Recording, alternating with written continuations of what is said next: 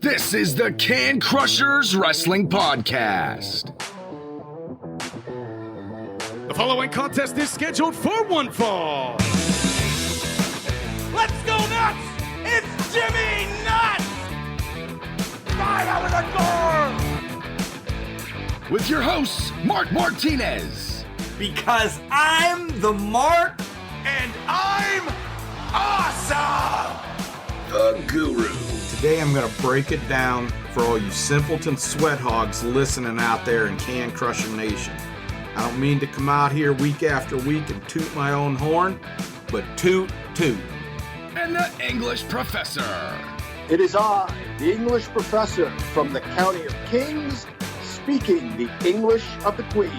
Hey, this is former WWE superstar Duke the Dumpster Droese, and you are listening to the Can Crushers Podcast. And welcome back to another episode of Can Crushers Spotlight. I am your host, Mr. Mark Martinez, the Mark, and joining me today to do one of our favorites, a recap of an IWC event in Pittsburgh. Well, it was actually in Brownsville, but he's in Pittsburgh. It's the English professor himself, Mr. John Padalano. Johnny boy, how are you? I'm all right, Mark. Today we are going to cover feature presentation, which was this past Saturday. I think that was the 19th. Yeah. We did our usual show, and we were going to cover this, but you listeners know that I said there's no way we can gloss over this card because this is pretty good. Yeah, it was. I watched it on, shout out to our boys, Jeremy and all the staff at 2-to-1 Media. He not instantly, like within 36 hours, got it up on the IWC network for only $9.99. And I got to talk about them real quick, John. I know you were there, but I watched it on the network. Continuing to make 2-to-1 Media a better product. This guy is shooting shit that is unbelievable. I'm telling you, this looks like it's a Survivor, Big Brother. You know, he just takes all these cameras and I was going to say hover round. It's definitely not a hover round. The thing that flies in the air, John, you have to help me out here. The drone. Thank you, the drone. He takes the drone, and we just saw so much more. And I know you might not have seen it live if you were watching it like that, but the finished product that he puts those drones angles in, and it was actually during some of the Gambino and Hardcore Hammer Time match. Man, Jeremy he should be working for Fox or CBS or USA or somebody like that. This guy knows what he's doing, so shout out to 2-to-1 Media for kicking ass once again. And from a live point of view, having been there with my son, just to kind of give you listeners a feel for how it worked, you parked your car. And if you watched it on the network, you'll know. But if you haven't watched it on the network yet, you park your car kind of by the ring. There were about 3 or 4 rows of cars. My son and I were in the third row. And there wasn't a bad seat, so to speak. You can hang out in your car and listen to the radio. A lot of people turn their radios way up so they can hear Nick and Joe. We put our lawn chairs out. Once in a while, my son wanted to sit in the lawn chairs. Once in a while, he wanted to be a big boy and sit up front and listen to the radio. Really, really cool atmosphere, guys. Everybody stayed within their groups, kept their distances from people they didn't know, wore their masks. It was safe. It was fun. Jenny was there to check us in as soon as we pulled up and saw Sylvan in the back. I had 2 tickets. What she doesn't know is I had 4 more people in my trunk that I snuck in there. Dead ones? Dead ones, though? No, they were alive. They were alive. Yeah, they were there to see the matches, so I snuck them in for free. That's not true at all, Jenny. It was just me and my son. Yeah, but it was a very cool atmosphere. All the rest of that was true. It was a very cool atmosphere, very enjoyable, and safe. I'm bummed that I didn't make it to a Brownsville one. I really am, because it's just, like John said, it just is cool. The way that they're in the middle of a movie theater, and if you want to sit in the car and listen to Joe and Nick, cool. But I did see some of the others, like Bradley Ruthers and Kayla Thompson and all that group. They brought this big-ass speaker, and they had it sitting on their car so they could hear the wise words of Joe and Nick rumbling and stumbling like me today. I don't know why. No, I'm kidding, Nick. But, yeah, it just seems so cool. But the downfall is now, John, is the weather's about 30 degrees. The snow is legit right around the corner. So I'm worried that, what's going to go on with wrestling here soon, because outdoor venues are coming close to being non-existent again until this whole bullshit's over. Yeah, it's certainly going to be a different atmosphere next time around. I don't know how those men and women are going to work outside, the wrestlers, how they're going to work outside in October. September, though, was a completely different story. People thought Sylvan and I went tanning, but we were just sitting out in the sun watching IWC wrestling. It was a good time.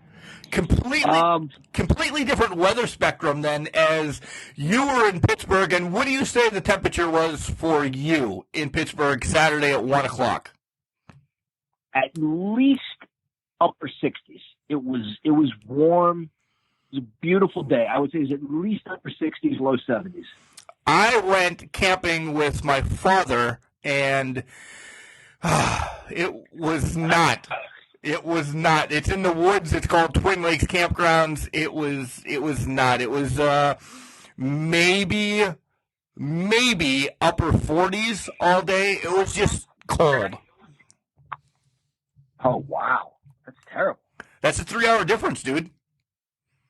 Yeah. But one other quick thing before we get to the matches, Mark. I have to do this.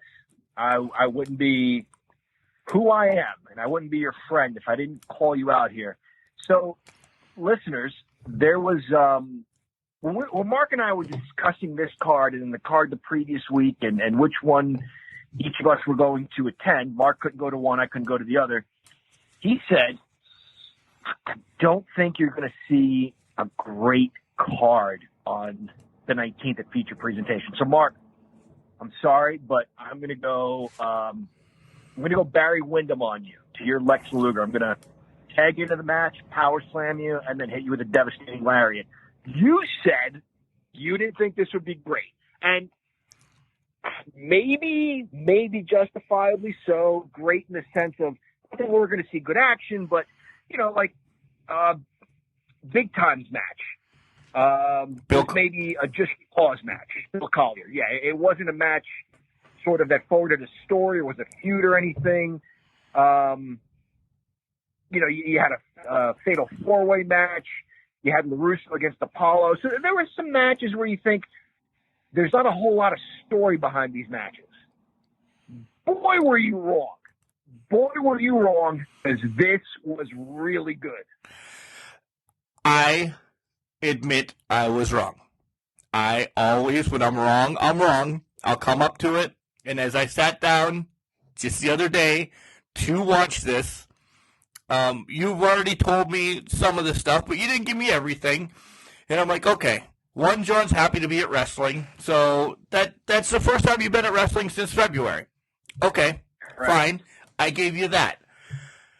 And then, boom, this happens. And we'll get to what these are and this is and everything. And boom, that happens. And boom. So right in front of me now, as the podcast is recording, I have this white plate, and there's a 20-pound crow on it. I'm a complete jackass.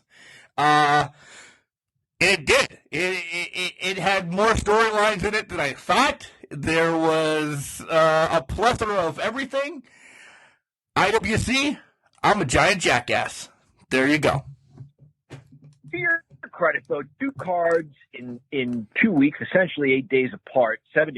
I'm sorry. You're going to think that one is the really hot show, and then the other one is maybe not as good. I understand that line of thinking. I really do. No world title match, no women's title match.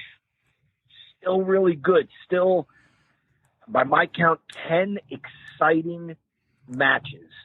No dime piece. No dime piece. Oh, she was suspended. We'll get to that. But right at the very start, I imagine you guys saw it too on the network for $9.99. The Regulators came out in a truck, and Lawless and Order had something to say that Jock Sampson was on his way to talk to the governor, Tom Wolf.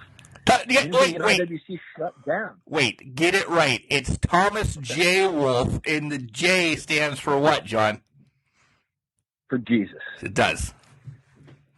Right. So Governor Wolf and President Trump have the same middle name. Yeah. It's Donald J. Trump, and the J stands for Jesus. Well, I guess there was an era where everybody was giving their kids the middle name Jesus. All right. Yeah, it's just like everybody. I know a couple of Mark Allens, so yeah. Yeah. All right, go ahead. Well, this announcement that he made was that IWC was going to get shut down. Nevertheless, Lawless and Order were out there, and they were scheduled for a tag team match against the Sexy Fireman and Jack Pollock. Kind of an odd pairing. They worked well together, and I'll be the first to say the Sexy Fireman has come a long way from when he was security or collecting tickets or raffle tickets or whatever the case was, whatever he was doing for IWC. He looked pretty good in there, and he and Pollock had some decent teamwork. They really did. I was more impressed with Jack. He wrestled with beer in hand 3/4 of the match. We've seen, I don't know, Lawler wrestle and do his own commentating. We've seen maybe Perfect holding a towel or something. Nobody has held a beer and actually executed wrestling maneuvers until freaking Jack Pollock. So there you go. I was sold on that match because I was looking for stupid things because I'm a stupid idiot. And when Pollock did that, and he had about 4 beers during this match. Touche. Yeah, he drank a lot of beer during the course of this match. This is more impressive than Magnificent Morocco eating a meatball Parmesan sandwich because, in fairness, Albano was holding the sandwich for him, and he'd go over and take a bite once in a while. Pollock held his own beer during the course of this match. Yeah. And you're right, John. Sexy Fireman Jason Tyler continues to improve. We saw him, last time we saw him was back in business. He had a match. He was then on baseball. He's been continuing, and man, there is a gel with him and Pollock. And what do you think that is? I don't know. I don't know if they've been working together. Initially, they didn't look too good. Lawless and Order clearly had more tag team experience, and they were utilizing that. They distracted Pollock way too easily and took advantage of the firemen. They distracted the referee and took advantage of the firemen. I was surprised how often someone with the experience and caliber of Jack Pollock fell for these age-old tricks. But I guess that tells you how down and dirty Lawless and Order are, because they took advantage of every situation. But once the fireman got that hot tag, Pollock hit some clotheslines, some pretty devastating clotheslines, some punches, a couple of spears. It was fun to watch him clean house. Yeah, and a great finish maneuver as it was a big sidewalk slam from the fireman into Pollock's big boot for the win as Lawless gets the 1, 2, 3 counted on him. Yeah, and it was, I guess you call it a double team move, a tag team move, right? It wasn't Doomsday Device where you need both bodies doing the same thing kind of simultaneously or working towards one move. It was 2 individual moves, but their timing as a team had to be perfect for it to work and to get the pin. So, once again, that speaks to this cohesive unit of the firemen and Jack Pollock. I didn't see this coming. I didn't give them a chance, to be honest with you. I thought Lawless and Order had this one. Not with the Regulators, how down and dirty, like you said, they are. And this is the teamwork and the shenanigans that they pull all the time. So, yeah. Yep. Good match. Good opening tag team match. You know me. I love tag team wrestling, and this was just a style of tag team wrestling I love to watch. So the next match was at one point announced, when it was supposed to be about 3 weeks ago, it was going to be Johnny Patch against Spencer Slade for the IWC Super Indy title. Well, with the rain and the conditions and everything, this got pushed after Super Indy, and Slade no longer has a Super Indy championship match because Johnny Patch doesn't hold that title. So this just turned out to be a match. But on social media the week prior, Slade kind of throwing some bones out there, John. And I always make reference to what happened the week before. The week before, Slade, his team in that all-star match got the win. But Slade there was a chip on his shoulder, and he brought that chip to this party. He sure did. I did not see this coming, and I'm not just trying to pump him up because there's no need for me to pump up my son. He's got a big enough ego, and anyway, that's another story for another day. I need to get him in check every once in a while. But during the course of this match, he tells me, Spencer Slade's turning. I'm like, no, this is like a friendly match between competitive athletes.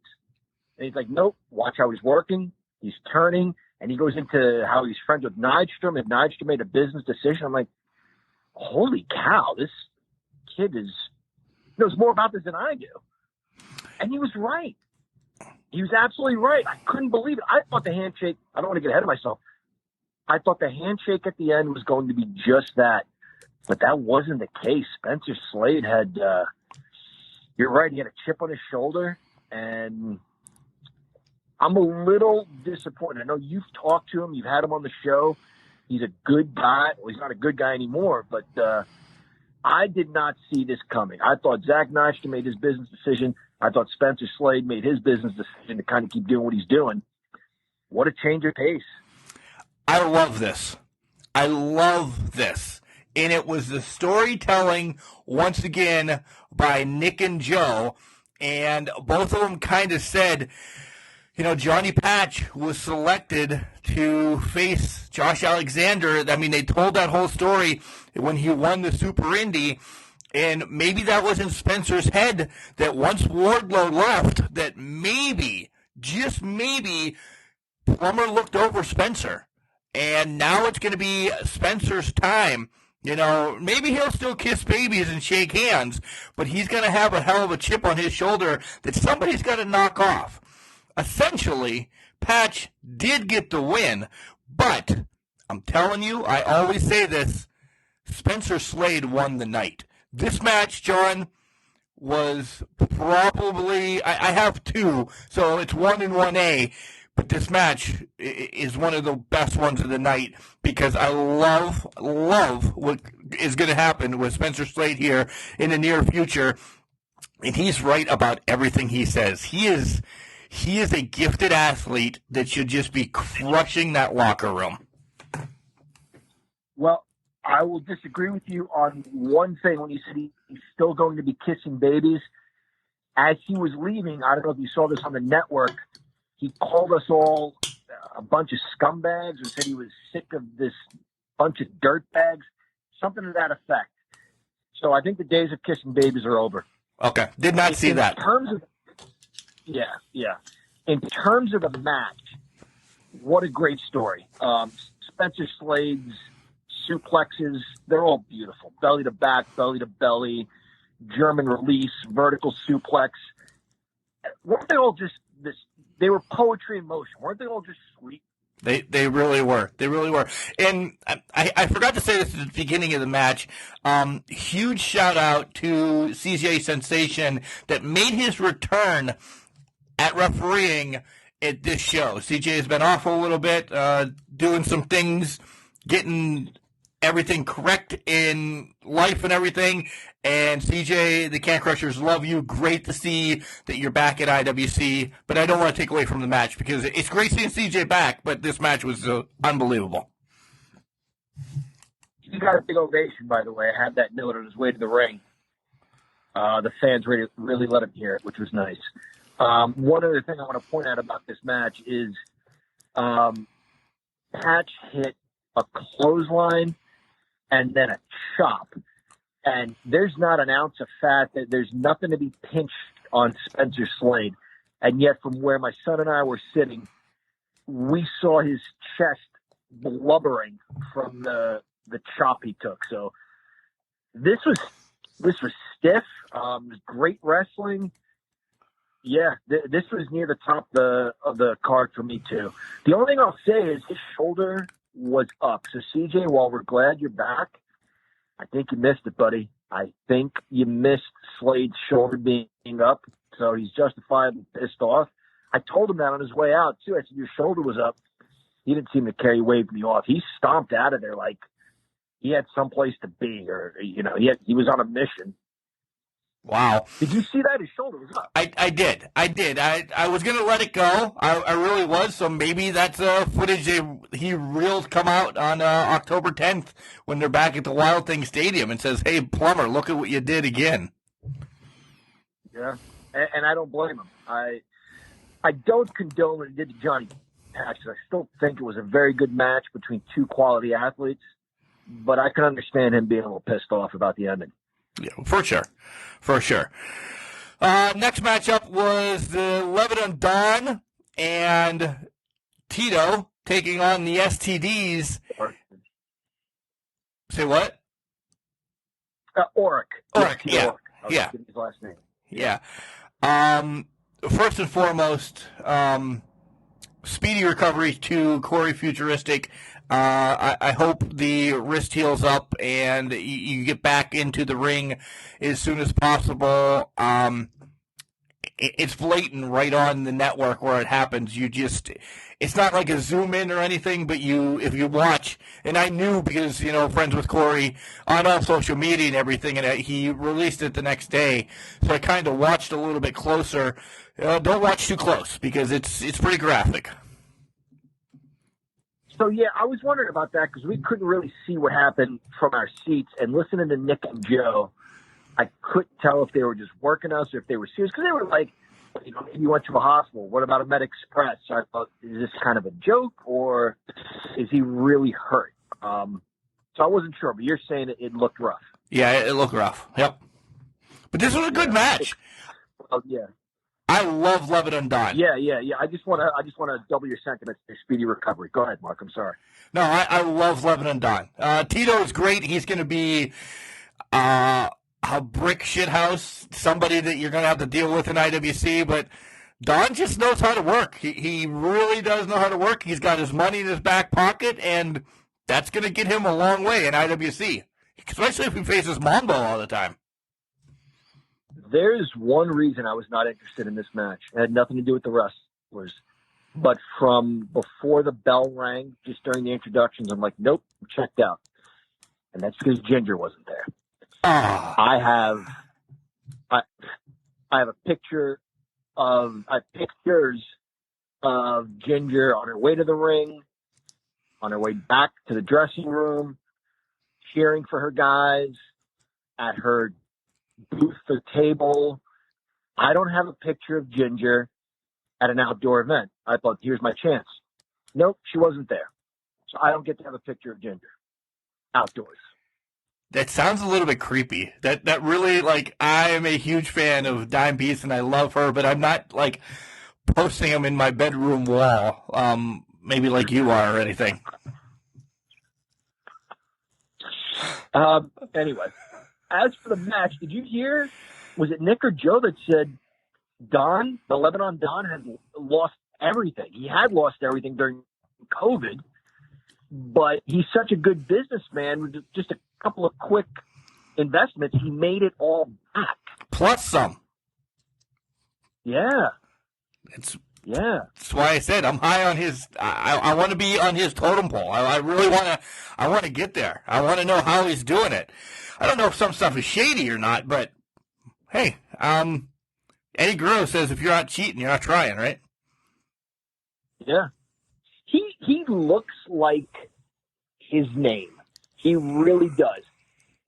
He looks like an Italian kid from Staten Island whose father made a lot of money in construction, and he works out a little bit to probably be in better shape, but still kicks ass. If any of that makes any sense whatsoever, he looks like that guy. To me, it does. To other people, maybe not. But, being around each other for 30 years, I completely understand what you're saying. Right. Let's not forget that he didn't feel like wrestling at the beginning. He didn't chauffeur wrestle. IRS, the actual IRS, not your cousin, has no reason to ever complain having to wrestle in pants and a shirt. This guy wrestled in like a three-piece suit and got his ass kicked. Yeah, one move and he was out the door. See you later. Just pulled him out of the ring. Get the hell out of here. Tito, though, is, like I said, he manhandled the STDs. He spread them all over the ring, and there was just STDs everywhere. Yeah, the STDs were certainly spreading. Yeah. I believe he Samoan dropped both of them at the same time, if I remember correctly. Yeah. There was a point where he had chest flexor draped on the apron and dropped a leg across his back. That looked pretty rough. I enjoyed this. I love tag team wrestling. The only thing I'll say, and the fans were feeling this too, I promise you, I could hear them around me. There was a point where the referee started to count because the guys were in there. All four guys were in there for so long, and they were coming and going. And the guy in front of me says, "Yeah, alrighty, come on, ref, count, get one of them out of there." And I thought, yeah, this is starting to feel a little bit like an AEW tag team match where the referee just lets them do whatever the hell they want. Still a very good match. It got a little bananas for my liking, though. I agree. So, all right, let's move on to the four-way match. It's Angelic, Philip Archer, Thick Vic Braun, and A1, also known as Anthony Young. This match, Archer's a bigger guy. Thick Rick Vaughn, he's the pitcher from the Indians. Thick Vic Braun is just that. But everyone was uber athletic in this match. That's a little shout out to the kids out there because I don't know if are they using Uber anymore? I don't know. But this match was all over, and they were just seeing Archer on the top rope doing a moonsault. Holy Christ, he's another one that has just stepped up this game since the last time we've seen him. This was really good. I'm seldomly a huge fan of the Fatal 4-Way type match. Early on, the little guys got thrown out, Anthony and Angelic, and that allowed Archer and Braun to kind of try to muscle each other around, throw some shoulder blocks into each other, and I thought, here we go again with those guys standing out there doing nothing. But they quickly sprang back in with drop kicks. Everybody was doing something, and I can't imagine that's easy to do, but they all stayed busy. They all stayed believable. I enjoyed the hell out of this match. You're absolutely right. They were all athletic in their own way. Just good four-way stuff. There was a point where Angelic walked the ropes and jumped to the outside on the big guys. A1 wins it in the end, I think, with a sort of stunner, right? Yeah. Yeah, and that's who I picked from the beginning. I think he's kind of the next big thing. Maybe not a world title contender, but I think you're going to see him featured here shortly in some important stories. Yeah, Super Indie for sure. I bet I'd like to see him and Pillman Jr., who's the Super Indie champion right now. I'd like to see A1 and Pillman Jr., tussle for a while. I think they're the same person. They really are the same person. I'd love to see that. Yeah, he's superb. Anthony Young is a superb athlete. He is built for this business. And it was nice also to see Thick Vic Braun. It's a great name. It's good to see big muscle dudes throwing clotheslines and shoulder blocks. This had a nice variety of styles. And, Mark, you're going to know what I mean. They all did their stuff without making it look like they're all taking turns to do their stuff. Yep. Loved it. This is going out to Angelic right now. either tell us your shtick or go back to Gory. I love Gory. I love everything about Gory. We still don't know why, and as much as Joe and Nick try to tell us, they really don't know either because Angelic hasn't spoken since he's become Angelic. Bring Gory back, please. I love Gory. That's my plea for the show. I don't know if that's on him so much as he hasn't been given a mic or anything. Vignette, R.C. Dupree, we'll get to him in a little bit here. He's made a drastic change, but we had the fun vignettes leading up to it to see the transformation. We haven't done anything like that out of Angelic yet, but it's about time. Yeah, we need to know a little more about who he is and why the change. Nice little transition there, John. You're reading the notes, and you're just going down the line of the matches. So the next matchup is a high-stakes title match, and it's R.C. Dupree against Chase Gold. And he brings Ella Shea, my tea-sipping bitch, out with him. And, John, when you told me what this match was Saturday, is it was an easel match, I didn't even answer you because I'm like, what the hell is going to go on? And for what it was sticky, and it was fun. I saw 4 paintings come out, and I knew something was going to happen with all of them. Yeah, that's it. Yeah, it was a sticky match. You're absolutely right. Apparently, RC refers to his whatever they're called, his flock, his people, as RC. So they're all RC. And Nick and Joe were talking about this. Like, does that mean they're all Richard Charles or, Raymond Christopher or whatever? But anyway, I don't know if he meant to do that, but he said RC as if they were all RC. Anyway, the point of this match is there's an easel. I guess he's kind of an artist now. He's kind of a bit of a hippie, lives in the woods. And the idea was to post an easel in the middle of the ring, put a painting in there, and then lock the easel shut to win the match, which there's no champion's advantage here. There's no time limit, no count out, no disqualification. Not even a pinfall submission. So really, it's almost as if the title is vacant. R.C. Dupree's stipulation gave him no champion's advantage. Yeah, it didn't. I didn't think of that. Where at least when Hooven had it, he had a hardcore match with Heat. That's his match. Or Chess Flexor had, I don't even remember some of his matches, but like jumping jack matches or whatever. They were at least tailor-made to them that it might have been 51-49, but they still had somewhat of an advantage. This was not. Chase Cole paraded around with paintings for, 5 minutes as RC was legit dead outside. I think Chase Cole didn't know the entire rules of this, or we should have had a new high stakes champion. Yeah, he definitely had his opportunities, didn't take advantage of them. Did you see, by the way, his shirt on his way to the ring? I think Ella Shea was wearing the same shirt. They both had the same shirt on. Did you see what it said? Something like RC smells bad or RC stinks or something. Yep, I did. Yeah. This was an interesting match because I believe Chase Gold is the best smelling man in professional wrestling. He just looks like the best smelling guy. And I believe Ella Shea smells great. And I believe that. RC Dupree. Yeah. But he strikes me as someone who hangs out in the woods and, doesn't smell great. But is the sort of thing that, like, some chicks dig. Like, they kind of dig the guy who smells bad. Some women do.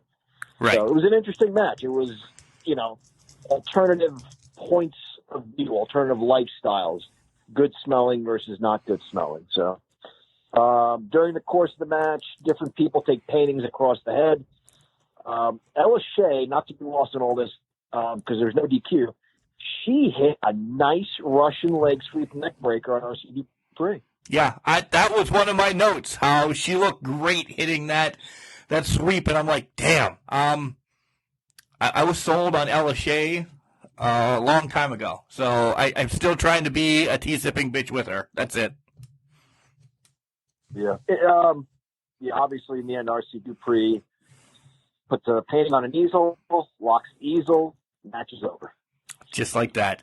Next matchup is Moral against the main event. And let me get them all in. This is going to get down and dirty, locked and loaded, and it's just going to be hellfire and brimstone. And it was. I do like Moral, though. Man, I do like Moral. I liked them the first time I saw them at Back in Business. And then you put them against a team like the main event, which is a great team. I bust their balls all the time. They're great. They've had their WWE tryout. You know, they're continuing to move forward. Oh, I know that. That's great. Yeah. They Oh, great. They could legit be on any show. Let's not pull punches. I can't support them because they were the ones that beat the fraternity, and I will hold that grudge. You know, it's just like the Yankees. You're never going to like Boston, right? So I will respect the main event, but I can't root for them. But God, they're good. You know, they are good. And it's interesting you mentioned a WWE tryout. WWE has historically tended to like, for the most part, the bigger guys. Obviously, it's a different game today. You've got 160-pound guys in NXT, but they tend to like the bigger guys. I don't know if it's because we were outdoors, but when they walked past me on the way to the ring, I was like, holy cow, did these guys beef up? I mean, they were jacked. They were rock solid. Didn't affect them in the ring. It's not like they looked stiff. They still worked really well. It looked like Gannon. Was it Gannon who stayed in the ring for a really long time for some reason? I wasn't sure what was going on.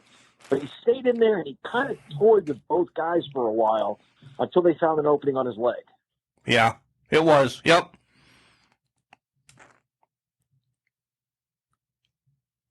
There was a nice point, too, where I think it was on Gannon because he didn't tag out for a while. He was super kicked into a crucifix for 2, and then I think that got turned into a crossface.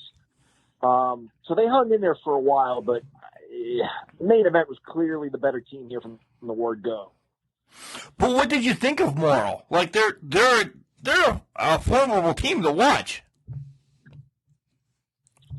Yeah, well, I have their names here. Was it Dax and Jace? Yeah. Is that right? Yeah. Yeah, I thought it looked. Thank you, Mark. I thought they looked good. When they found an opening, they worked on his leg, and then some nice double team efforts there. I think they have a way to go, though. This was sort of a trial by fire, I guess. The main event was quite the test for them.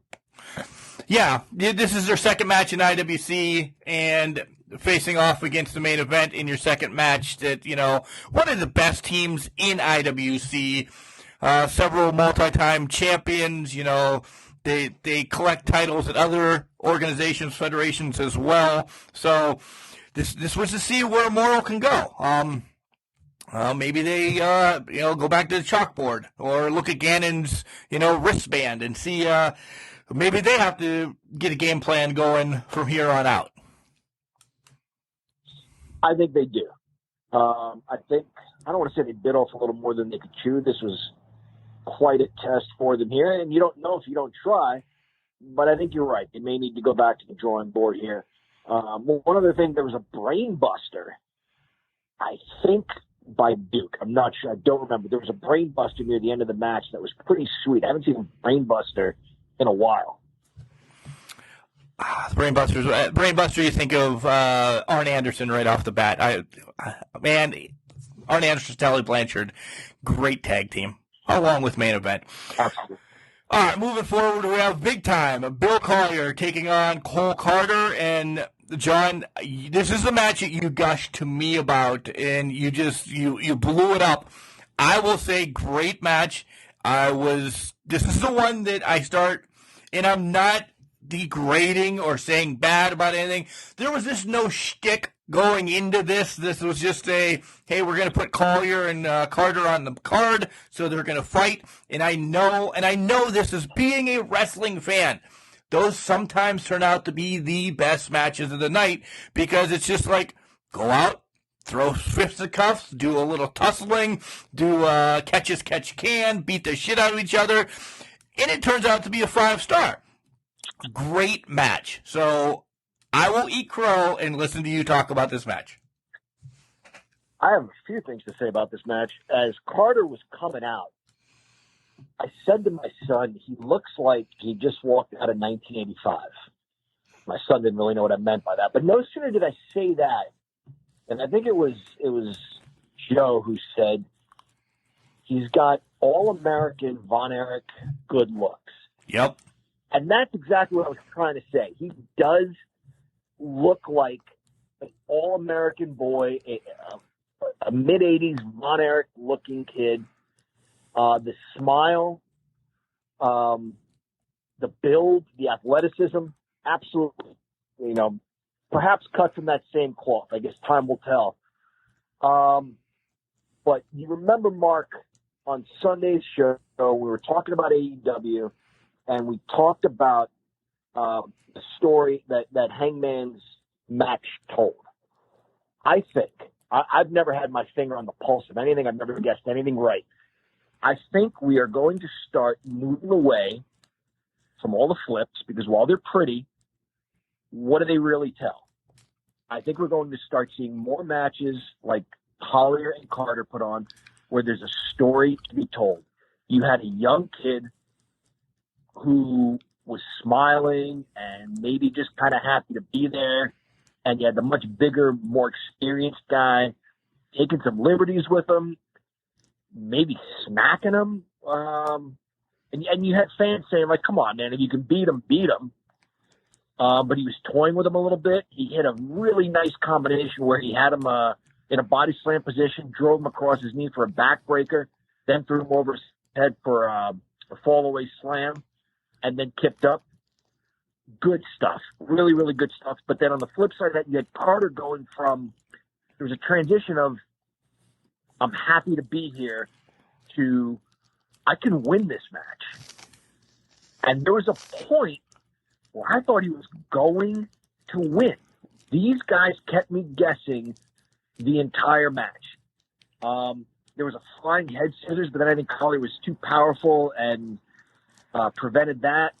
There was a point where I think maybe Carter went for like a vertical suplex and Collier didn't allow that. So it was a lot of young kid trying some stuff.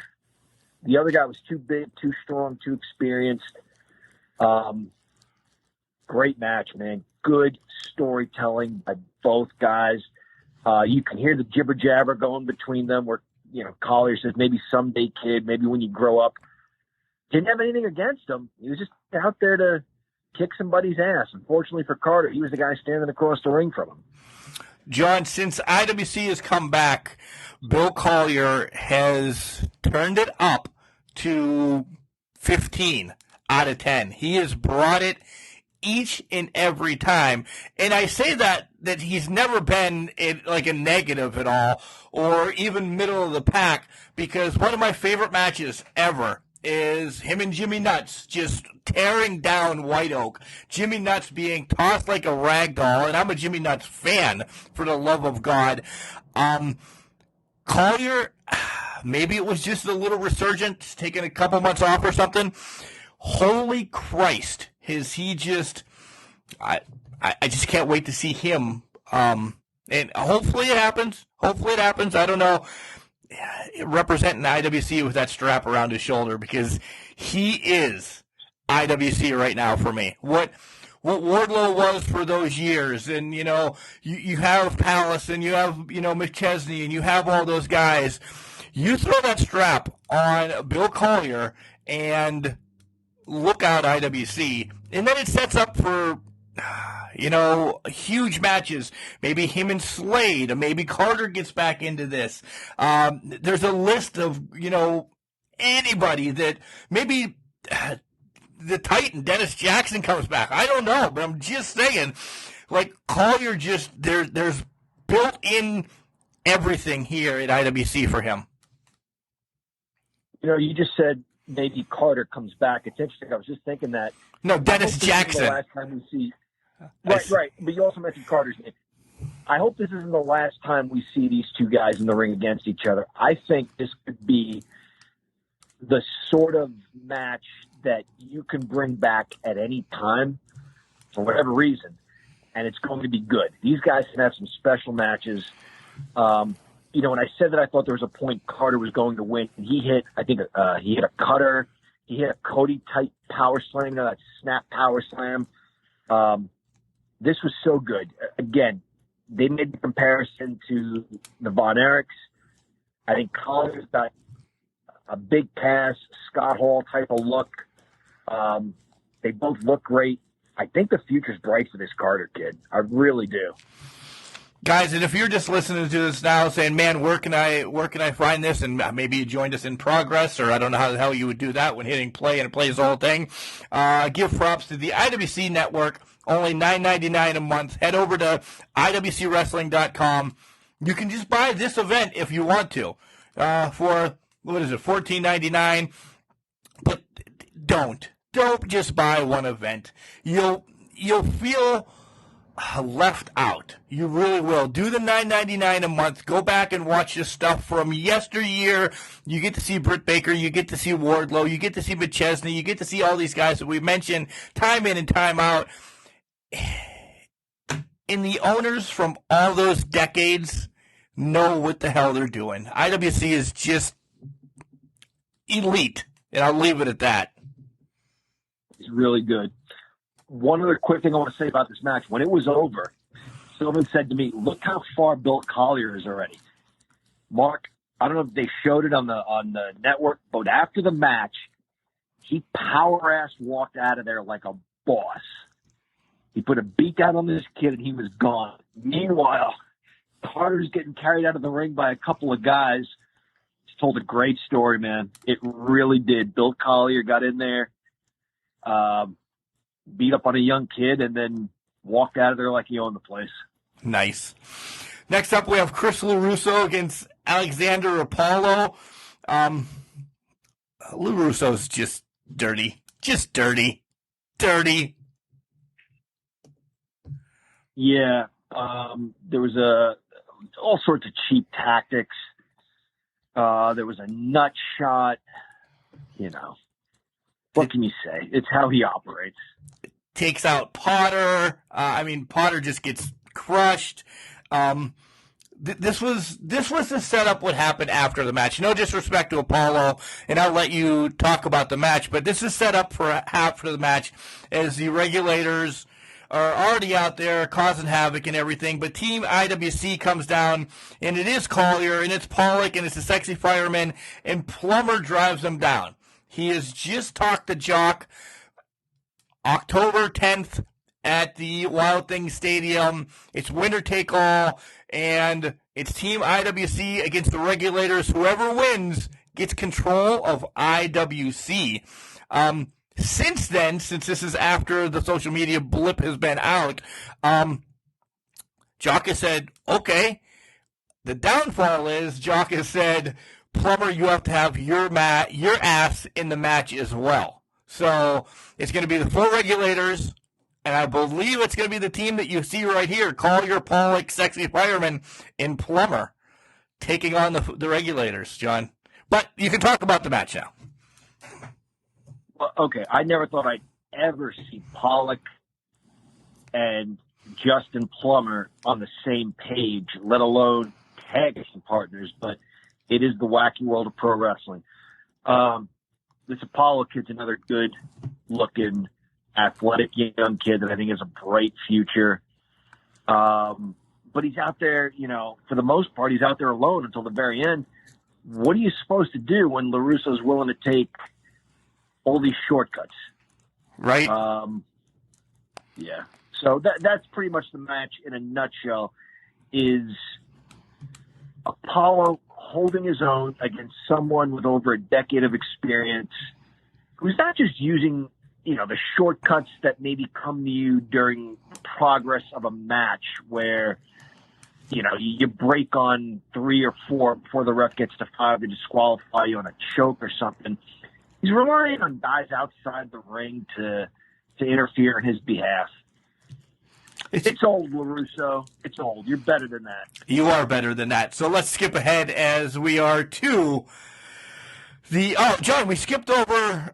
We did. We skipped the tag team title match. Which is okay. That's my bad. Which is okay. We can now reverse back to that. It's Steak and Eggs, your current champions, taking on Team Big League, but now they kind of have their own name, Money Shot. And it's for the tag team titles. Both teams come in undefeated. And as I said, I was just disappointed that Dime Piece got suspended and she couldn't be here tonight. Yeah, but you know what? It turned out to be a match between the two teams. They didn't really need her to run interference. On paper, it looked like without her there, Steak and Eggs were going to defend their titles. If you just get Bulk in there, those two guys, and you and I talked to her about this, he's bigger than both of them combined. I can't believe I'm saying this. Money Shot was just the better team. There really wasn't any funny business. Yeah, they took some shortcuts, like we just talked about Apollo and LaRusso, breaking a choke on just before the ref gets to 5 and things like that. But there wasn't anything they did that was so outside the rules and regulations that you think, oh man, they kind of cheated to win. They just were the better team. And some things did fall their way. I think there was a point where Bulk was drop-kicked into his corner, and CJ called the contact between Steak and Eggs a tag. So now Bulk was out of the ring. And, dude, they just kind of beat the shit out of Xander Gabriel. Yeah, then after the match, Bulk just... He did a Bill Collier, just hightailed his ass out of there, leaving Xander kind of befuddled in the ring, out of the ring, not knowing. John, I'll ask you, as Nick and Joe asked all of us on the network, is this it? Is Steak and Eggs done? I think they are.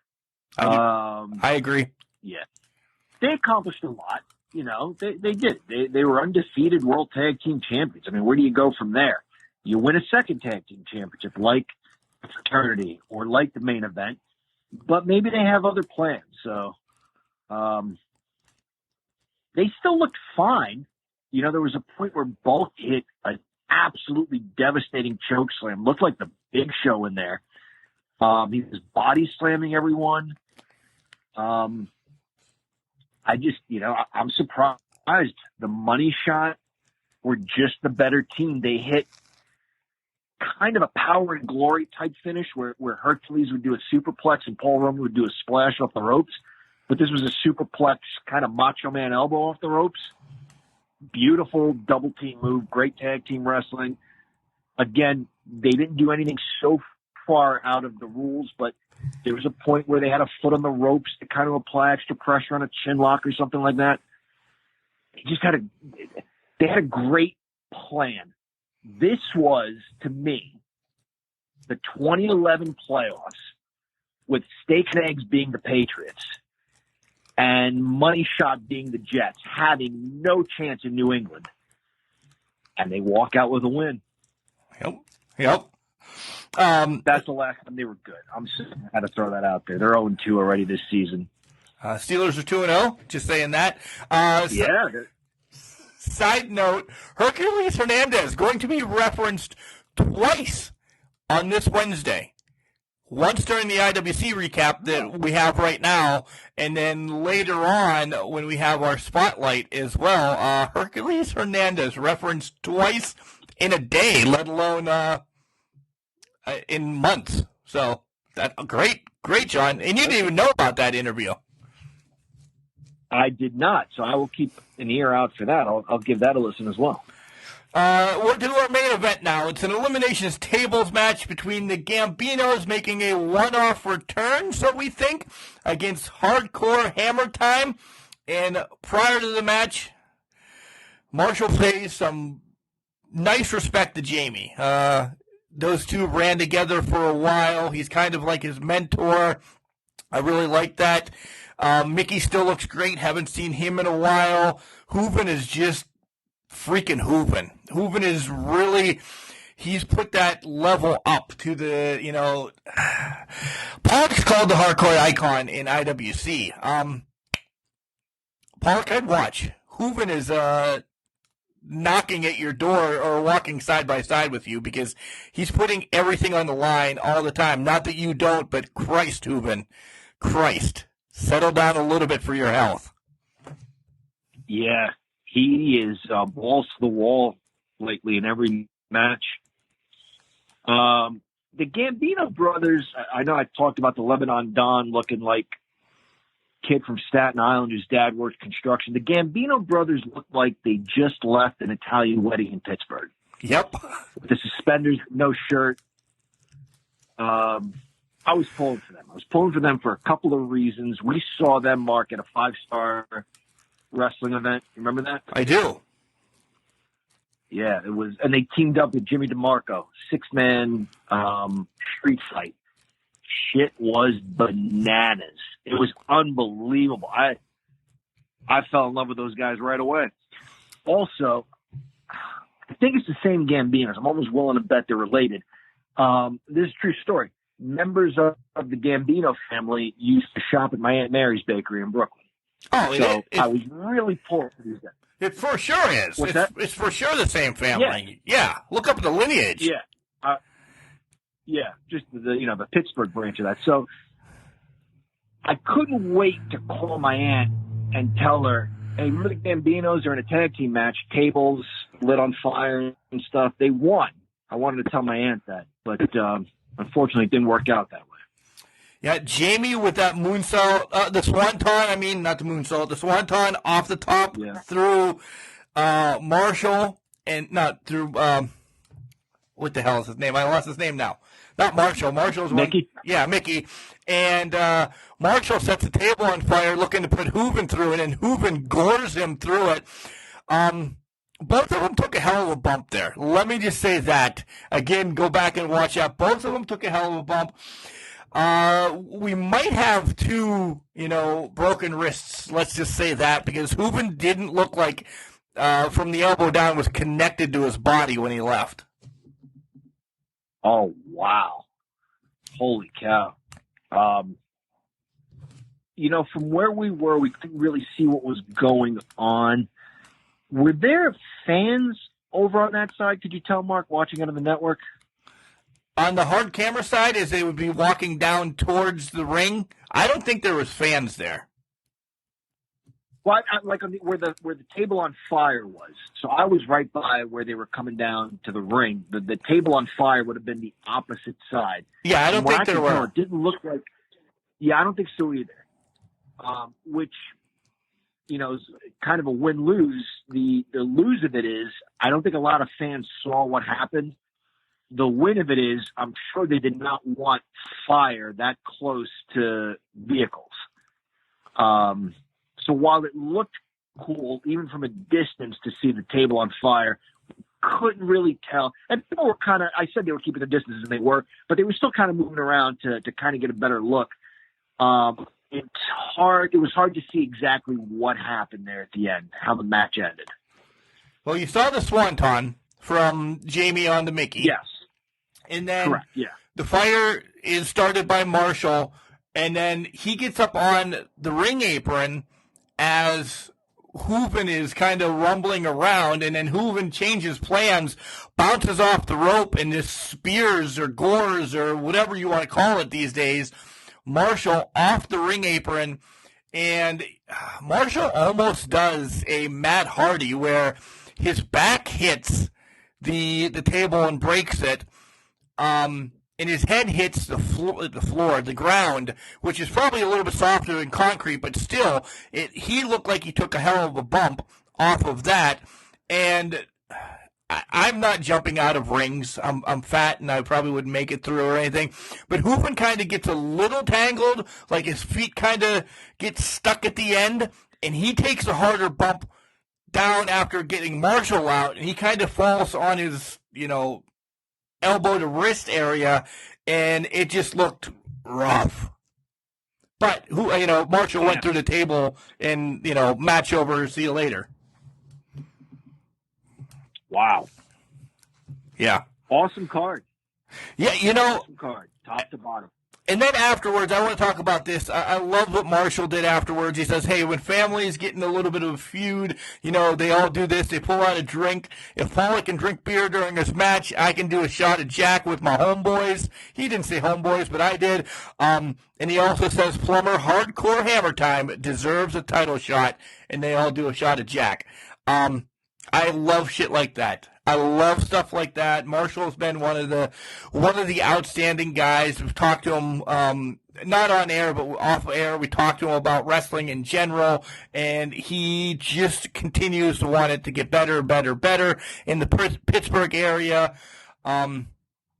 He helps IWC out as much as he can, and he means what he says. And Jamie and Hooven, let me tell you, they'd be reputable out there right now, John. Money Shot has a lot of teams knocking at their door already.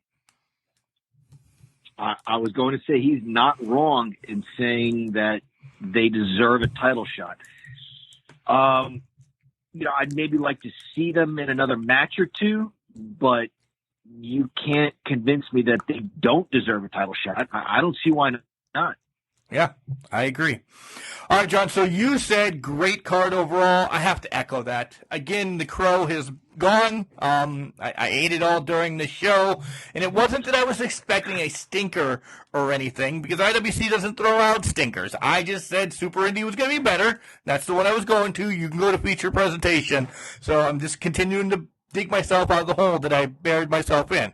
But ratings. Let's do a ratings out of 6 beers. What do you give it? So while you were talking about Marshall Gambino and the cool dude that he is, I was looking through all the matches and I said, man, 6s don't just get thrown out willy-nilly. We have seen some great IWC cards that have earned 6 beers. No world title match. No women's title match.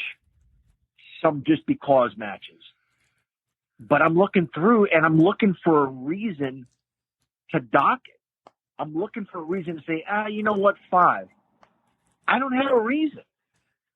So I'm saying 6. I agree. I completely agree. It's on me. If I could have moved Ethan's birthday, I would have moved Ethan's birthday and then made it to the event. So 6. This was a hell of a card, and you're right. No women's match, title match, no heavyweight championship match. Essentially, no Super Indie match either. No reset button cash in. So you're like, wow, what the love of all Christ? They all fucking brought it, is what they did, and that's why IWC is the place to go in anywhere in the world. It's so good. It really is. It's so good. Great athletes, good stories. It's fun pro wrestling. Jenny Plummer, not Justin, Jenny. All right, John, let's wrap this one up. Again, we loved IWC feature presentation. Before we get going, though, you notice we didn't get to have our collar and elbow commercial, is because we'll get it later on today. But, John, let's tell everybody about collar and elbow and how great it is. I didn't see what you had on IWC Network, but was it a collar and elbow shirt? It was, and I'm trying to remember right now if it was. I think it was a Shad Gaspar. I think I wore the Shad Gaspar shirt. Because we're gonna break kayfabe here. We recorded later that night for Sunday show, and you had mentioned I was wearing that one. So that was the one I wore all day. Yep, it was the Brooklyn's Own Beast shirt that I wore to IWC. I right now have my normal plain Jane collar and elbow gray shirt on. Guys, the comfort is there. You know, I've washed them 1.5 million times because they're legit the only t-shirts I wear anymore. They don't fade. They don't shrink. They don't do anything like that. They're the shirt. You don't even have to be a wrestling fan. if you're listening to this just because you know myself or John or the wrestlers involved in this, and you just want a nice goddamn shirt, go to Collar and Elbow. Buy these shirts. If you don't know what they mean, you'll look cool walking down the street when somebody says, yeah, I love that shirt. Cool. You'll just be happy with the shirt. When you check out, use the promo code CANCRUSHERS, all one word, capital C in can, capital C in crushers, and you'll save 10% from your order. Yep. And buy the size you usually wear, guys, because like Mark said, they don't shrink, they don't fade. I've been disappointed with other shirts sometimes where I get the size that I think or that I know that I wear. And then it eventually, after a couple of washes, ends up being my wife's shirt. Not in this case. She's not wearing the Macho Man or Brooklyn's Own Beast or Life is a Work shirt. Those are mine. They're going with you when you go. That's right. Guys, check us out on Facebook, Instagram, and Twitter. It's all at CanCrusher69. We just did our Ask Can Crushers. I think it was part 4, John. I might not remember, but we'll do it again. It's our favorite show. It really is. We love the recaps. We love the weekly show. But when we get the questions from you guys, it is really picking our brains. And send those emails in. CanCrusher69@gmail.com. I know we're about a month or so away, but if they're an open-ended question from yesteryear or something like that, cool. If it's something that's relevant right now, we'll probably go over it by then. But, yeah, get those questions already. Start sending them in as I think we have to put a cap on them, John, because each time I want to answer everyone. And it's just rough to choose, though. Maybe I start throwing some in on the shows and save 20 of them for Ask Can Crushers. That's not a bad idea. Yeah, because the last show was a great show. I enjoyed listening to it, but it got to like pay-per-view length time. It did. It really did. So, all right, guys. There's nothing else I can say. Crow, Eaton, IWC, 6 beers. And it's going to be great. Next show will be Winner Takes All on October 10th in Washington, Pennsylvania. So remember, John, just because you're trash, it doesn't mean you can't do great things. It's called a garbage can, not a garbage cannot.